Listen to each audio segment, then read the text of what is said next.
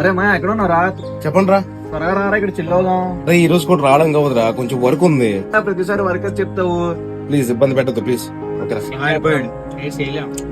మనిషి మారిపోతే ఏంట్రా, కనీసం చిల్లవడానికి రావాలి కదా. చెప్పరా. ఎక్కడున్నావు బాబు? అదే రావడం కావదురా ఈరోజు బయటికి. నిన్న వర్క్, ఈ రోజు వర్క్, రేపు వర్క్, ఎప్పుడు వర్క్ నెక్స్ట్ వీక్ వద్దాం. రావాలి. అక్కడ లొకేషన్ పంపించి కట్ చేసింది అంట. తెలుసు నాకు, సొల్లు కూడా అర్జెంట్ గా డబ్బులు కావాలరా. నాకు 200 కావాలి. నిత్యం 20,000 రా. ఏంది 20,000? 100 200 అయితే కొడతాం కదా మా. చూడండి రా, మా దగ్గర 2,000 ఉన్నాయరా. ఏదో బాధపడి నేను 2,000 ఇస్తాను రా. సరిపోవు కదా. ఆడు ఫోన్ చేసినప్పుడల్లా ఏదో సొల్లు చెప్తుండు. ఇప్పుడు ఆ డబ్బులు అంటే ఎత్తాడేట్రా? అరే భాస్కర్, అర్జెంట్ గా డబ్బులు కావాలరా.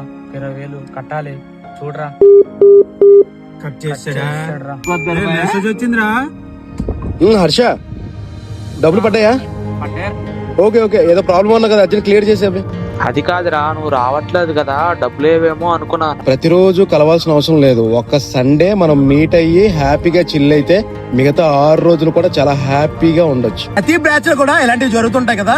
సో ఎవరైనా సరే వర్క్ ఉంది అంటే వెనకాల ఏదో కారణం ఉండే ఉంటది. తప్పుగా అబద్ధం చేసుకోవాల్సిన అవసరం అస్సలు లేదు. ఒక ఫ్రెండ్ గా హ్యాపీ ఫ్రెండ్షిప్ డే.